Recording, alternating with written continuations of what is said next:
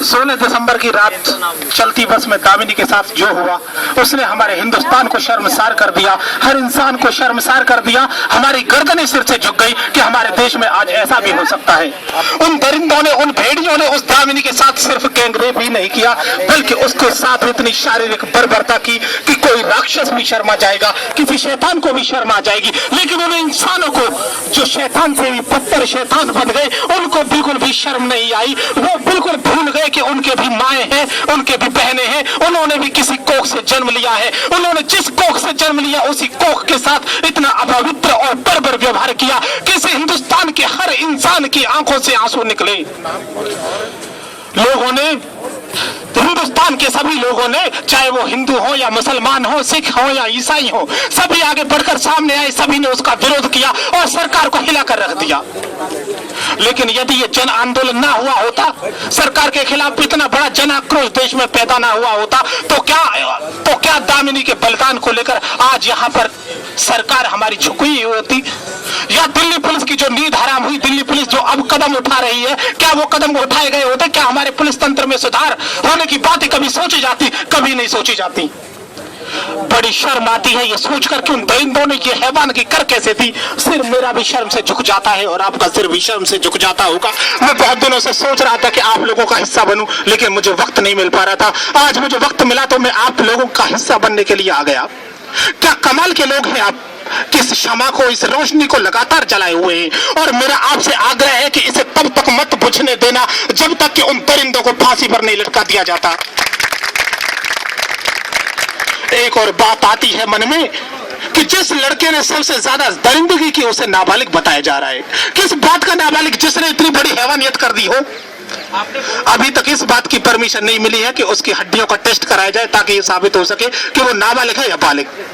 उसके school certificate में लिखा हुआ है उसके हिसाब से वो 17 साल 6 महीने या 17 साल 9 महीने का बैठता है। लेकिन जो लड़का 18वीं साल की उम्र में प्रवेश कर गया उसे तो वैसे भी नाबालिग नहीं मान सकते। और जिसने इतनी दरिंदगी कर दी, जिसने इतना वहशियाना हरकत कर दी, उसे नाबालिग कैसे कह सकते हैं? अगर वो 3 या 4 महीने बाद उस बाल न्याय सुधार गृह से बाहर आ जाएगा तो क्या गारंटी है इस बात की कि वो फिर कभी ऐसा नहीं करेगा?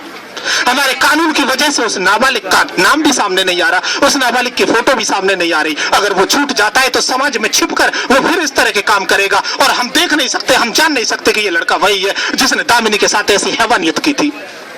मेरे प्यारे दोस्तों, आज जरूरत है इस बात की कि सारा हिंदुस्तान एक हो और सरकार को मजबूर कर दे कि बलात्कार और सामूहिक बलात्कार और इस तरह की बर्बरताओं के खिलाफ एक ऐसा कड़े से कड़ा कानून बने कि शैतान से शैतान आदमी भी कुछ ऐसा सोचने से पहले 100 बार सोचे कि यदि ऐसा किया तो उसकी बोटी बोटी अलग कर दी जाएगी।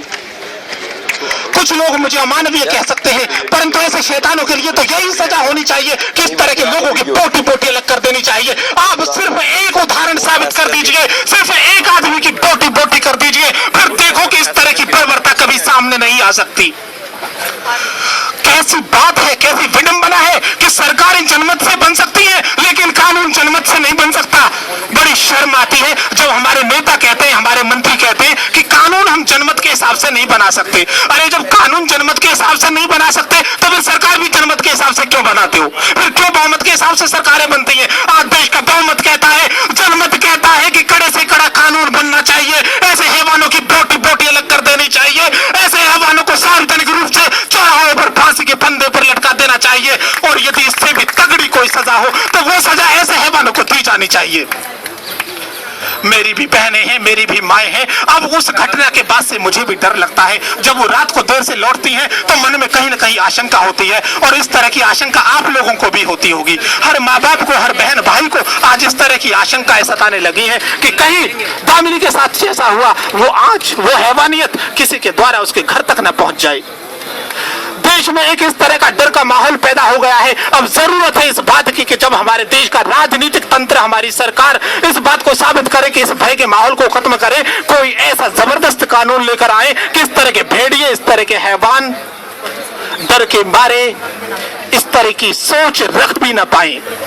मेरे साथियों, आज इस जंतर मंतर से मैं आप सबसे आग्रह करता हूं, फिर से आग्रह करता हूं कि आप इस क्षमा को बुझने मत दो और जब तक उन दरिंदों को फांसी नहीं हो जाती, जब तक उन हैवानों को फांसी नहीं हो जाती, जब तक उस नाबालिग को भी फांसी नहीं हो जाती जो तथाकथित नाबालिग बनकर कानून से बचने की आस लगाए बैठा है, तब तक आप इस रोशनी को बुझने मत देना।